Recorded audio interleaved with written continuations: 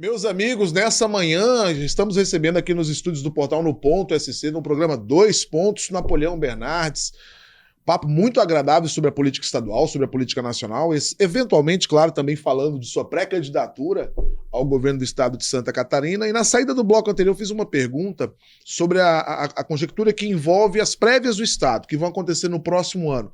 Como é que você sente o olhar da executiva nacional para Santa Catarina, Napoleão? Santa Catarina tem muito prestígio junto ao PSD nacional, até porque o PSD nasceu aqui. É verdade. Então, o berço, digamos, do PSD nacional teve em Santa Catarina uma voz importante, então a nacional dá total autonomia para a decisão do Estado. Agora, algo que vai afetar, não por imposição, mas por conjuntura, por contexto, não só o PSD, mas todos os partidos, são as alianças nacionais. Sem dúvida. Então vamos imaginar a hipótese, né, de vingando essa nova via, né, alternativa entre os extremos. Naturalmente o candidato do PSD ao governo vai ter que ser um candidato mais alinhado a essa tese. Claro. Então não é que vai haver veto ou que vai haver interferência. Agora, tem que ter uma coerência, né? Então as alianças nacionais, elas vão exigir, por uma questão de coerência, uma simetria nos estados. Não exatamente igual, mas tanto quanto possível, né, que seja algo coerente. Então não é que vá haver interferência, mas uma busca por um alinhamento ao projeto nacional deve haver. Mas, Napoleão, de qualquer forma, quando você olha para o cenário catarinense, você vê o PSD muito bem posicionado, seja com você, seja com qualquer outro candidato. Talvez não valesse a pena abrir mão, por exemplo, de uma composição estadual onde você tem candidatos com musculatura, com potencial para encarar uma eleição, que não deve ser uma eleição fácil. Eu até vou perguntar para você como é que você vê o atual momento do Moisés, ele deve ser candidato à reeleição, os outros partidos também se movimentando, mas especialmente no que diz respeito ao PSD, você e Raimundo Colombo hoje são os pré-candidatos. E vejo que são perfis bem diferentes, né? São perfis... Um já foi governador do estado, né? Já é um político mais veterano, digamos assim, da velha guarda. Não essa história de nova e velha política, porque eu acho que política boa é a política boa, ponto. E você com essa juventude, porque tu és um cara jovem, tá com quantos anos de idade? 39. 39 anos, foi vereador, já foi prefeito, enfim, tem uma estrada longa. Qualquer que seja o perfil do PSD no estado de Santa Catarina, o partido estará bem representado. É essa a tua leitura também? Bom, primeiro que eu agradeço a deferência. O partido, de fato, é um partido forte, tem quase 100 prefeitos e vice-prefeitos. São quase 100 cidades administradas. O maior índice de reeleição de prefeitos em Santa Catarina foi do PSD, o que mostra que o partido tem na gênese e no DNA essa questão da gestão pública qualificada. Na verdade, somos inclusive 3 pré-candidatos ainda nesse momento, né? Porque é o João Rodrigues, prefeito de Chapecó, super popular, competitivo no seu segmento. Não deve ficar no partido, né? Ao que se apresenta, está conversando. Mas quem figura, né, como pré-candidato do partido e tem todo o nosso respeito. Claro, sem dúvida. E isso que se lê na especulação nunca se trouxe para o partido. Então, para mim, né, eu creio que esteja única e exclusivamente no campo da especulação. Né? Ele, para nós, nunca trouxe esse tema. E da nossa parte, ele tem todo o respeito e é pré-candidato junto conosco ao governo do estado. Por curiosidade, a ideia do partido, inclusive, não é ter prévias. A ideia do partido entre março e abril se consensar o nome do candidato por uma questão de análise de perfil. Porque assim, o partido vai ter uma linha de programas, de ações, de ideias, aquilo que vai se buscar executar. Certo. Né? Para isso, é preciso passar por um processo de eleição, alguém vai ter que passar essa mensagem adiante. Então a ideia é analisar esse perfil com base em pesquisas qualitativas para ser qual o melhor perfil para a hipótese da eleição do ano que vem. Analisando o cenário de 2022 também. Isso, né? Analisando a conjuntura nacional, o contexto local, o perfil de cada um. Então, o prefeito de Chapecó, João Rodrigues, tem um determinado perfil. O governador Colombo, por ter sido governador, ele cabe numa eleição inclusive, que seja uma eleição de comparação. Naquela fala nacional que você colocava agora há pouco, o João Rodrigues ele vai numa linha diferente do que o PSD tem pensado nacionalmente, do que vocês têm carregado enquanto pré-candidatos. Você, no caso, Raimundo Colombo. E a minha visão é de alguém que é uma novidade ainda para o Estado, um fato novo para o Estado, mas com segurança de quem tem experiência no Legislativo e no Executivo. A eleição de 2018 mostrou que política não combina com aventura. Política não é lugar para aventureiro. Né? E no nosso caso, há uma experiência no Legislativo, uma experiência no Executivo, premiada, reconhecida, nacional, internacionalmente, com cases para a gente demonstrar para o Estado, e também com a visão da iniciativa privada. Porque hoje, fora da política, eu faço exatamente o que eu fazia fora da política. Então eu sigo exatamente o meu papel de professor universitário, de alguém que gosta de estudar. Voltei à sala de aula 2 vezes, como professor, mas também como aluno, concluindo agora o doutorado na área da ciência jurídica, pesquisando a nova gestão pública, a nova governança para esses novos tempos. Então hoje, fora da política, eu faço exatamente o que eu fazia antes dela, né, e sigo na vida privada. Muitas vezes as pessoas se queixam, né, do carreirismo político, né, nada contra, né, cada um opta pelas suas escolhas de vida. Mas que caminho eu optei? Bom, enquanto eu estou no mandato, 100% de dedicação ao mandato, totalmente concentrado em relação aos desafios do mandato. Fora do mandato, eu tenho a vida que eu tinha antes. Dou aula, sou advogado, busco estudar, busco aperfeiçoar. Essa oxigenação, ela também é importante para nos atualizar e conectar com as novas tendências do mundo. Ô, Napoleão, me chamou a atenção, inclusive, que você tem dito que caso você seja realmente o candidato do PSD e seja eleito, você só fica um mandato, você não vai buscar reeleição. Compromisso firmado. 8 anos em 4. Por uma série de razões que eu venho amadurecendo ao longo dessa caminhada. Primeiro, o líder tem que dar uma mensagem clara para a sua equipe. Qual é a mensagem que eu tenho que dar para a equipe que a gente vai formar? O governador é o técnico que tem que escalar o melhor time. E o que eu vou dizer para o time? Nós temos que ter como governo a velocidade dos catarinenses, a velocidade do Estado. Então o Estado tem que ser leve, tem que ser enxuto, tem que ser ágil, tem que ser simples, tem que ser menos complicado, menos burocrático, para seguir a velocidade dos catarinenses e a velocidade do Estado. Por isso o mote da não reeleição, para ter o compromisso, a visão, a estratégia dos 8 anos em 4, realmente fazer acontecer. Por outro lado, por uma questão até político-administrativa. E não sendo adversário de ninguém, há mais condição de governabilidade para fazer passar os projetos estruturantes que são necessários para essa nova era que a gente quer outorgar a Santa Catarina em termos de desenvolvimento. E outra, a gente tem que ter 100% de foco, 100% de ênfase na administração, na gestão do Estado. Não dá para ficar preocupado com a eleição. E tem outro componente também. Tem muita coisa que o governador tem que liderar e não pode ficar com essa história de rixa política, vaidade política, quem é do partido A, B ou C, isso é o que menos importa. O que importa é vencer os desafios que são grandes. Então o governador tem que liderar de uma forma maiúscula. Ir a Brasília, olhar no olho do presidente, independente de quem seja, bater na mesa em defesa dos interesses do Estado, ao lado dos 16 deputados federais, dos 3 senadores, independente de partido, pouco importando a eleição que se avizinha.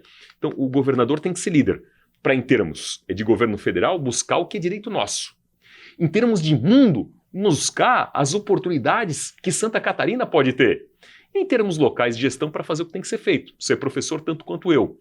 Eu acredito na revolução pela educação. E formação profissionalizante, na veia, vocacionada de acordo com cada tendência regional. Eu, no primeiro dia de transição de governo, vou reunir as regiões do Estado, com as suas universidades, com a sociedade civil organizada, para que cada uma faça o vocacionamento das suas vocações do presente e já prospectando e antevendo as vocações do futuro. Para que no dia 1º de janeiro, no dia da posse, a gente inicie o maior programa de formação profissional de jovens do Brasil, arrojado, para que os nossos jovens estejam conectados com as oportunidades que o mundo oferece, cada qual na sua região. Então nós vamos ter um grande programa arrojado de ensino profissionalizante na veia para todos aqueles alunos que assim desejarem.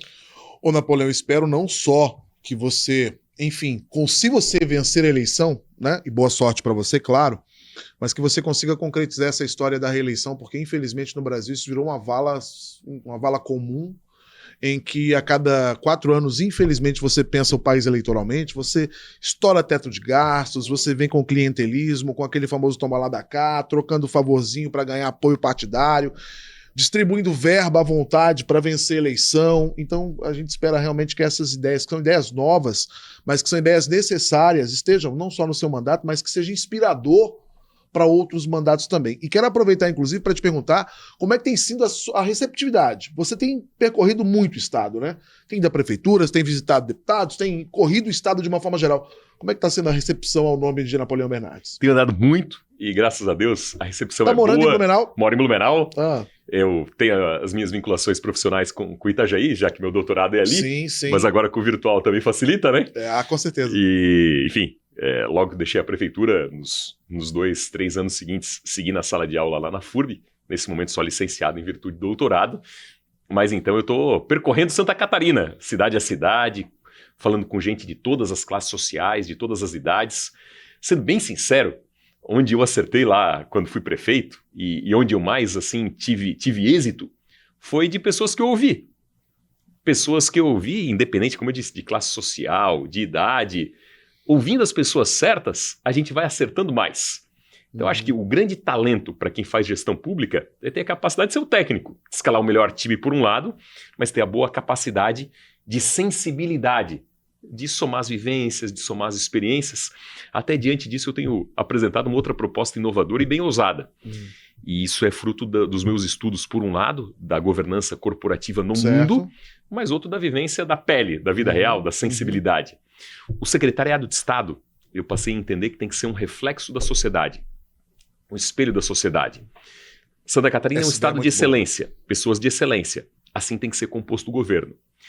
Então, nós vamos pensar de todas as regiões do estado, dentro da meritocracia, nas universidades, nas entidades de classe, nas entidades da sociedade civil, no agronegócio, no comércio, na indústria, nos serviços, nas relações internacionais, vão pensar os melhores talentos do estado.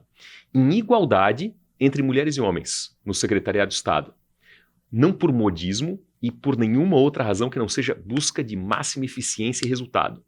O que eu explico? Pô, se as maiores organizações do mundo, as principais empresas, as mais promissoras, as que mais dão resultado, elas têm como meta ter nos seus conselhos de administração igualdade entre homens e mulheres, isso não é por acaso. É verdade. É porque dá uma soma de vivências, uma soma de percepções, uma soma de vivências. Então, meu secretariado de Estado comigo, governador, igualdade entre mulheres e homens, necessariamente todas as regiões do estado representadas. Nenhuma região pode ficar para trás. Então, a nossa Foz do Itajaí, Médio Vale, Alto Vale tem que ter representante, como o Oeste tem que ter representante, como a Serra tem que ter representante, como o Sul tem que ter representante, como o Norte tem que ter representante, como o Planalto Norte tem que ter representante. Dentro do critério técnico, dentro da meritocracia, mas necessariamente com igualdade entre mulheres e homens e pensando gente de todas as regiões do estado. Porque, afinal, o secretariado de Estado não deixa de ser o conselho de administração que o governador tem. Claro. E mesmo que o secretário seja da área A, ele vai voltar para casa no fim de semana, pessoas vão comentar com ele sobre questões de governo. E ele vai poder despachar na semana seguinte com seus colegas secretários, ou trazer para o governador aquilo que o governador não consiga, né, saber e ver a todo momento e a todo tempo. Então, por isso, essa dimensão de todas as regiões do estado, necessariamente, dentro da meritocracia, é claro, mas todas representadas em igualdade de mulheres e homens. Napoleão, essa ideia é muito boa, porque infelizmente a gente sabe que essa representatividade ela não acontece no Brasil, né? Quando você vai, por exemplo, para dentro do Congresso Nacional, por exemplo, a gente ainda tem uma quantidade bem menor de deputadas e de senadoras e assim vai. Então, quem sabe, buscando esses pequenos exemplos dentro de um conselho de administração estadual, a partir dessa ideia de buscar nas várias regiões homens e mulheres capacitados, tecnicamente prontos para aquele mandato, a gente também não mude a essência da administração pública, né? Porque ainda se comete muitos erros, muitas falhas no desconhecimento ou na escolha baseada na politicaria, na politicagem, coisas que não servem mais ao nosso Estado. Mas eu queria te perguntar uma outra coisa também, Napoleão. Agora a gente está indo para um ano, 11 meses antes das eleições, né? Como é que está o seu planejamento? Como é que continua rodando o Estado? Como é que tem sido a receptividade junto aos prefeitos? O que você espera buscar? E para esse público que nos assiste agora, qual vai ser o diferencial dessa caminhada, Napoleão? Como é que você acha que você vai conseguir, por exemplo, ser indicado dentro do seu partido? E como é que você acha que vai conquistar o eleitorado catarinense? Qual é o caminho? As ideias, as propostas, visão clara de desenvolvimento do Estado. Porque, infelizmente, se acostumou a debater eleição discutindo nome e aliança. Nome e partido, nome e coligação. Isso é o menos importante. Eu tenho a sensação, às vezes, que Santa Catarina cresce apesar dos maus políticos, apesar dos maus governos. É impressionante a capacidade que esse Estado tem. É imensa. Nós somos certamente o primeiro país a sair da crise da pandemia, apresentando números excelentes em tudo. Você já pensou essa máquina bem organizada? Por isso que eu tenho convicção que o governo tem que ser o espelho da sociedade. Na busca por excelência, na busca por velocidade, o Estado tem que permitir potencializar toda essa riqueza que nós temos. Eu tenho dado o exemplo de Portugal, que tem mais ou menos a mesma população e mais ou menos o mesmo território daqui. Não há muitos anos, era o patinho feio da Europa, era o primo pobre da Europa.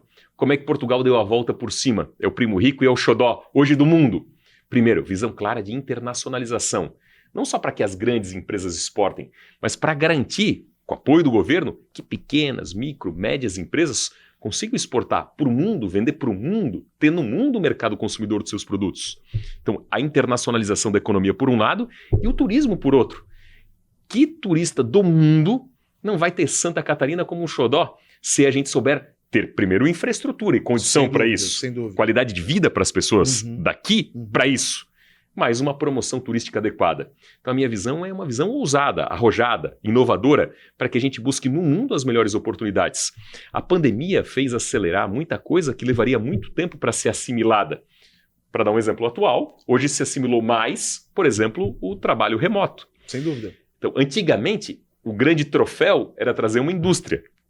Hoje a gente pode trazer os melhores empregos das melhores empresas para serem exercidos a partir daqui, com gente daqui sendo preparada, ganhando em dólar, ganhando em euro, né, que vai querer viver na nossa qualidade de vida. Então, eu penso que um governo tem que estar muito conectado e antenado a essas novas oportunidades do mundo.